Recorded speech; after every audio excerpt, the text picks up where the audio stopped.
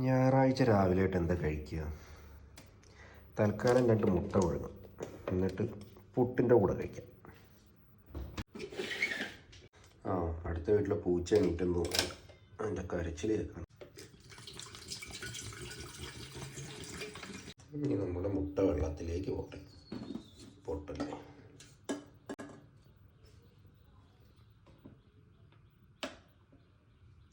അതവിട്ടിരുന്ന് വേവട്ടെ. അപ്പോഴത്തേക്ക് നമുക്ക് പുട്ടിൻ്റെ പരിപാടി നോക്കാം. അങ്ങനെ പുട്ടുപൊടി വേവിക്കുന്നു. പുട്ടുപൊടി എടുത്ത്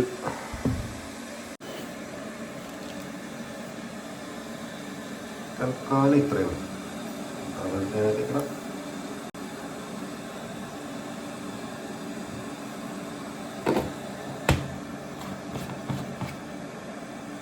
ഇനി നമുക്ക് വേണ്ടത് ഉപ്പ് കൂടെ. അതൊക്കെ ഗ്ലാസ് താഴെ ഇരിക്കി. എന്താ ഇത്ര അത്യാവശ്യം എവിടെ പോണേ?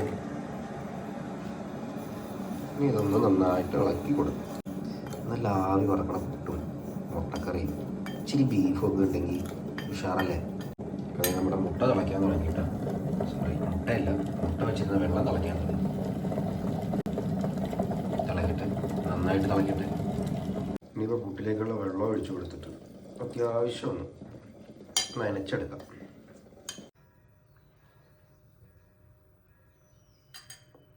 അപ്പോൾ അത് സെറ്റപ്പായി. ഇനിയിപ്പോൾ നമുക്ക് പാത്രമാണ് ശരിയായിട്ട് ഗ്യാസ് കത്തിച്ചിട്ട് നമ്മുടെ പരിപാടി തുടങ്ങാം.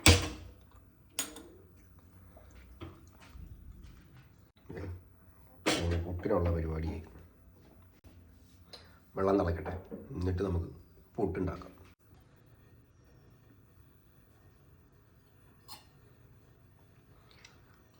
തേങ്ങ ഇട്ടണമെന്ന് ആഗ്രഹമുണ്ട്, പക്ഷെ തേങ്ങ ചിരകാനുള്ളൊരു സാവകാശമില്ല. കാരണവന്മാരുടെ ഭാഗ്യം കൊണ്ട് കൃത്യമായിട്ടുണ്ട്.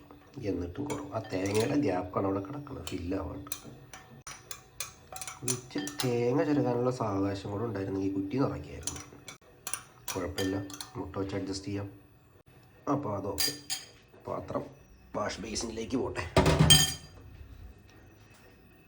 ഇവിടെ നിന്ന് കുമ്പള വന്ന് തുടങ്ങുമ്പോൾ നമുക്ക് ആ കുറ്റിയെടുത്ത് ഈ ചട്ടിയുടെ മേലെ വെക്കാം. Okay, wait. പുട്ടിൻ്റെ വെള്ളം തിളയ്ക്കുമ്പോഴത്തേക്കും നമുക്ക് ചെറിയൊരു കറി ഉണ്ടാക്കാം. തക്കാളി, ഓക്കെ, സവാള. തക്കാളിയൊക്കെ രാവിലെ തന്നെ ഓടണമല്ലോ. എന്താ പരിപാടി?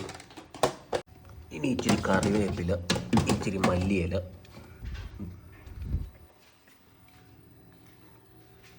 പച്ചമുളക്, ക്യാരറ്റ്, 2 പച്ചമുളക് ഇരിക്കട്ടെ അല്ലേ, ഒരു പനിക്ക്. സവാളയൊക്കെ നമ്മൾ ഓൾറെഡി കട്ട് ചെയ്ത് വെച്ചേക്കുന്നതാണ്, അതിനോട്ട് അത് ടെൻഷനില്ല. Okay, set. ഇപ്പോൾ വേണ്ടത് തക്കാളി ഒരു 2 എണ്ണം. 2 എണ്ണം മതി. 2 തക്കാളി, 2 മുട്ടയല്ലേ ഉള്ളൂ, ഇപ്പോൾ 2 തക്കാളി. Okay, set. അടുത്തതായി ഞങ്ങൾ അവതരിപ്പിക്കുന്നു പച്ചമുളക് നല്ല എരിവുള്ള പച്ചമുളക്. അപ്പോൾ അതുകൊണ്ട് അതും ഒരു 2 എണ്ണം മതി. കറിവേപ്പില വേണം. കറിവേപ്പില നമുക്ക് തണ്ട് മാത്രമേ ഉള്ളൂ, ഇലയില്ലല്ലോ. ഇത് കണ്ട, വെറും തണ്ട് മാത്രമേ ഉള്ളൂ. എന്നാലും ഇരിക്കട്ടെ, തണ്ടെങ്കിൽ തണ്ട്. ഓക്കെ, അത്രയും മതി. അവസാന കൊത്തുപണിക്ക് വേണ്ടി ഇച്ചിരി മല്ലിയിലയും കൂടെ വെച്ചേക്കാം, ഒരു ഭംഗിക്ക്. ഏത് ഈ സാധനങ്ങളൊക്കെ നമുക്ക് തിരിച്ചുകൊണ്ട് വെക്കണം. അതിനു മുമ്പ് നമ്മുടെ വെള്ളം തിളച്ചു. അപ്പോൾ നമുക്ക് കുറ്റി വയ്ക്കാം. പുട്ടിന് ആവി വരുന്നതും കാത്ത് ഇനി കുറച്ച് നേരം നമുക്ക് ക്ഷമയോടെ കാത്തിരിക്കാം. ഇനി നമുക്ക് പാലെടുത്ത് ഇവിടെ വയ്ക്കാം. ഇച്ചിരി ബീഫുണ്ട്, ബീഫും കൂടെ ഒന്ന് ചൂടാക്കാം. അപ്പം ഇന്നത്തെ കാര്യം ഓക്കെ. ബീഫ് ഇട്ടിരിക്കട്ടെ കേട്ടോ. ആവി വരുന്ന കാണുന്നുണ്ടോ എന്നറിയില്ല, പക്ഷെ നന്നായിട്ട് ആവി വരുന്നുണ്ട്. കുട്ടി മേലെ കൂടെ വരുന്നേക്കാളും കൂടുതലായിട്ട് താഴ്ന്നു വരുന്നുണ്ട്.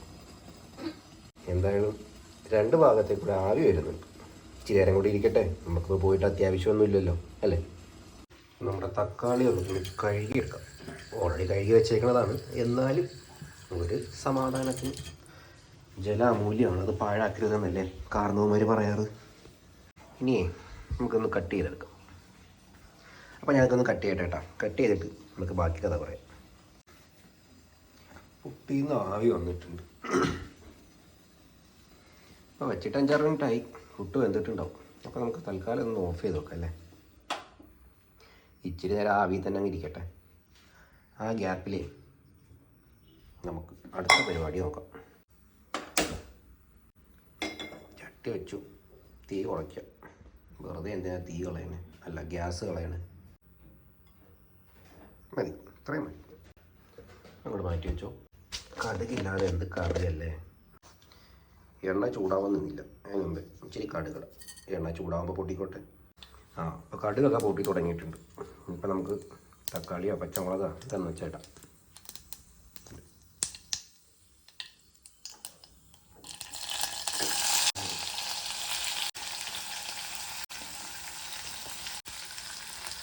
അങ്ങനെ കറിവേപ്പിലയും വന്നു, തക്കാളി വന്നു, പച്ചമുളക് വന്നു, കറിവേപ്പില വന്നു.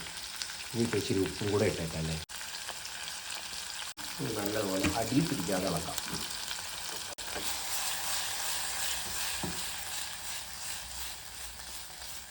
പെട്ടെന്ന് വേവാൻ വേണ്ടി നമുക്ക് അടച്ച് വെച്ച് വേവിക്കാം. ഓക്കെ, വേവട്ടെ. അടപ്പ് തുറന്ന് ഇടയ്ക്കിടയ്ക്കൊക്കെ ഒന്ന് ഇളക്കി കൊടുക്കും. ബന്ധമെന്ന് അറിയണമല്ലോ. ഇച്ചിരി കൂടെ ഒന്ന് വേവട്ടെ, എന്നിട്ട് നമുക്ക് മസാലയൊക്കെ ഇടാം. എന്തായാലും ബന്ധമെന്ന് നോക്കാം എന്നല്ലേ. അപ്പോൾ ഇനിയിപ്പോൾ ഉപ്പുണ്ടോ എന്ന് നോക്കാം. ഈശ്വരാ, നാവ് കൊള്ളല്ലേ.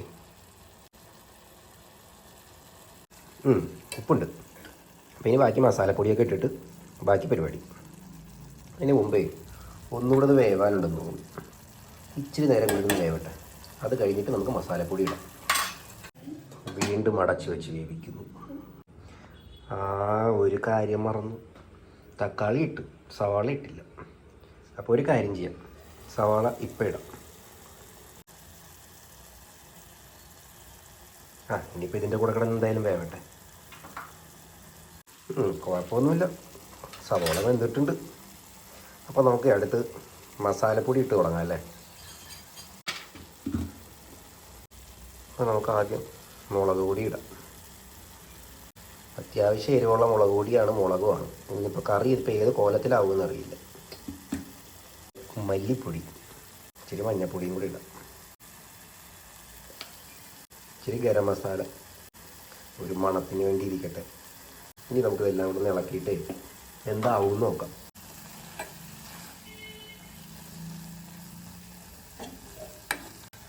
കൊള്ളാം, നല്ല ഇടിവെട്ട് കറി, വളഞ്ഞത് തന്നെ. ഇനിയേ ഇത് നമുക്കൊരു അഡീഷണൽ സാധനം ചേർക്കാം. ഒരു ഇച്ചിരി പഞ്ചസാര, ഒരു തരി പഞ്ചസാര ചേർക്കുമ്പോഴത്തേനും സംഭവം ഉഷാറാവാറുണ്ട്. ഓക്കെ, അത്രയും മതി. അപ്പോൾ ഇതെല്ലാം കൂടെ നമുക്കൊന്ന് മിക്സ് ചെയ്യാം. അപ്പോൾ എന്തായാലും കറി റെഡിയായി. പിന്നെ നമ്മൾ നേരത്തെ പുഴുങ്ങാൻ വെച്ച മുട്ടയില്ലേ, അത് റെഡിയായി നോക്കാം. തൽക്കാലം കറി മാറ്റി വയ്ക്കാം. ഇനി ഇതിലേക്ക് നമുക്ക് നേരത്തെ എടുത്ത് വെച്ച മുട്ട ഇടണം.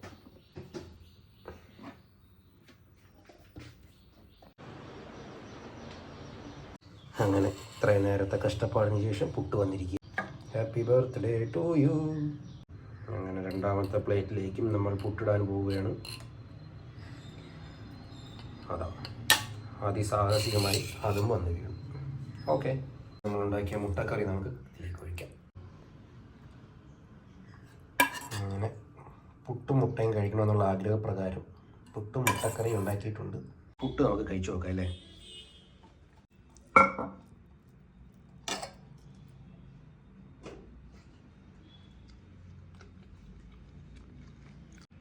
കൊള്ളാം, പോളീസാണ്. ഇനി ചായ. ബീഫ് ഉണ്ടായിരുന്നു, പക്ഷെ ഉണ്ടാക്കാനുള്ള മടി കാരണം ബീഫ് തിരിച്ച് ഫ്രിഡ്ജിൽ വെച്ചു. അപ്പം ചായയും കുടിക്കാം, പുട്ടും കഴിക്കാം. ഓക്കെ,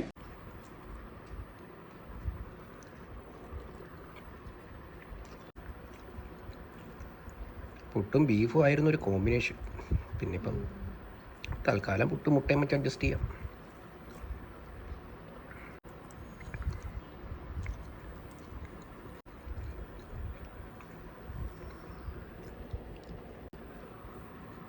കൊള്ളാം.